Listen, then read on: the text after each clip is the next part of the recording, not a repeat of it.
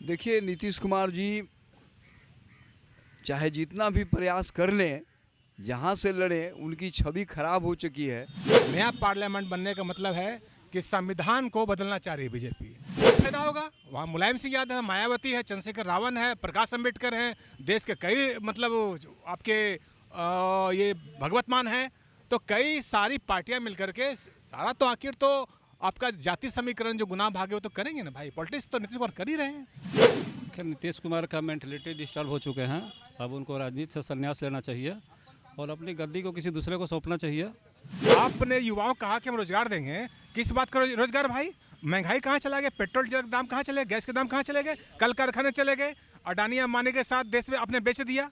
नमस्कार, news for nation देख रहे हैं आप और मैं हूं आपके साथ साक्षी झा। और लोकसभा चुनाव में अब कुछ ही महीने बाकी है और ऐसे में बिहार के मुख्यमंत्री नीतीश कुमार काफ़ी एक्टिव नजर आ रहे हैं। ना सिर्फ बिहार में बल्कि अब नीतीश कुमार की नज़र जो है तमाम बाकी राज्यों पर ही है, जैसे उत्तर प्रदेश और झारखंड। आपको बता दें, लगातार एक महीने तक नीतीश कुमार उत्तर प्रदेश में रैलियां निकालने वाले हैं और वहां पर जनसभा को संबोधित भी करने वाले हैं। लेकिन आज हम आपको पटना के लोगों से ही बताएंगे कि नीतीश कुमार की ये रैलियां कितनी कारगर रहेगी और नीतीश कुमार के लिए कितनी फायदेमंद रहेगी। तो आइए आज पटना की जनता से ही जानते हैं। देखिए, नीतीश कुमार जी चाहे जितना भी प्रयास कर लें, जहाँ से लड़ें उनकी छवि खराब हो चुकी है। अभी सदन में जो महिलाओं के प्रति उन्होंने इतनी भद्दी टिप्पणी की कि कहने में शर्म आ रही है। इसलिए इसका तो उनको फल भुगतना ही पड़ेगा। वो जहाँ से चुनाव लड़े हारेंगे निश्चित रूप से। हाँ, मेरा ये दावा है। वोट उनका मिलता, लेकिन जिस तरह का टिप्पणी उन्होंने महिलाओं के लिए किया, जिस तरह का टिप्पणी उन्होंने पूर्व मुख्यमंत्री जीतन राम मांझी के प्रति खराब टिप्पणी किया, सदन में भरी सदन में बेइज्जत किया। क्या कहेंगे, अब सेंट्रल में जाने की तैयारी कर रहे हैं नीतीश कुमार? देखिए, ऐसा है कि माननीय नीतीश कुमार जी को बहुत थैंक्स देते हैं कि इंडिया अलायंस जो हुआ है, इंडिया अलायंस ये लॉर्ड बुड्ढा की धरती है। और बीजेपी ने इतनी महंगाई की देश भर में, चाहे वो निजीकरण का क्षेत्र हो, बैंकिंग सेक्टर हो या रोजगार का मामला हो या लोगों के खाते में 15-15 लाख देने का वादा था। तो केंद्र सरकार ने तो किसी को नौकरी दिया, रोजगार दिया नहीं। अब इंडिया अलायंस हुआ है। इंडिया अलायंस में लगभग 30 से 32 पार्टियां बनी है, जिसका नेतृत्व माननीय नीतीश कुमार ने किया है। तो बीजेपी का जो लगभग 100 सीट ही मात्र पार्लियामेंट में हराना है। बाकी जो लास्ट बीजेपी का, चूँकि बीजेपी जो पार्लियामेंट नया बनाया है, नया पार्लियामेंट बनने का मतलब है कि संविधान को बदलना चाह रही है बीजेपी। संविधान बदलने का मतलब ये है कि डॉक्टर अंबेडकर साहब ने जो संविधान दिया देश को, तो देश संविधान चलता है। और उस संविधान पार्लियामेंट में क्या लगाया? सिंगल लगाया। Single is a symbol of Hinduism. जब 500 से 1300 पीरियड तक जब हिंदू वंश था, तो ये लोग चाहते हैं बीजेपी वाले हम हिंदू राष्ट्र बनाएंगे।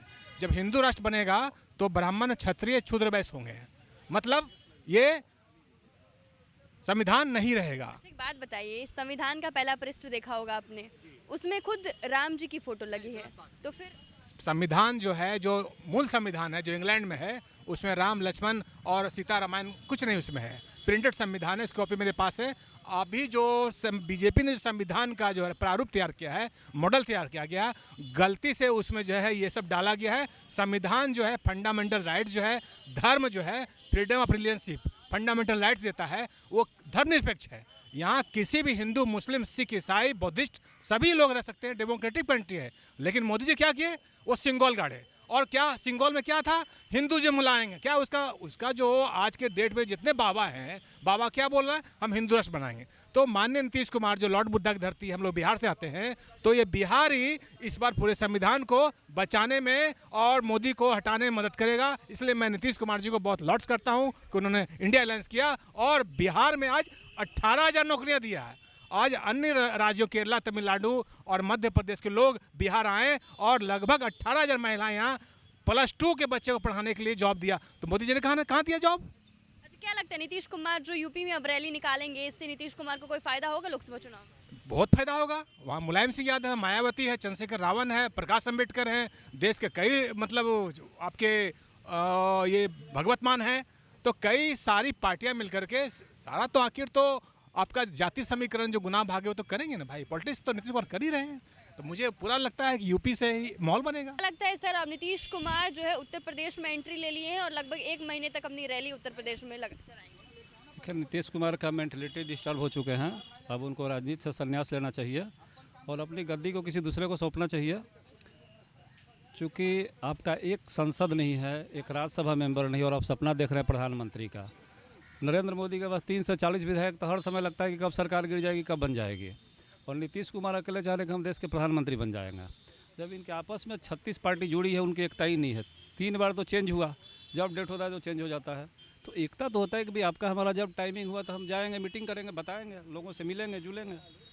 तब नीतीश कुमार जी का समय ख़त्म हो गया है। अब नीतीश कुमार जी को राजनीति से संन्यास। लेकिन बिहार से बाहर भी वो रैली निकाल रहे, काफी एक्टिव दिख रहे हैं। पॉलिटिक्स में है तो रैली निकालना तो स्वाभाविक है, लेकिन अब उनको संन्यास ले लेना चाहिए। अब बिना मतलब का प्रयास करने से कोई फ़ायदा नहीं है।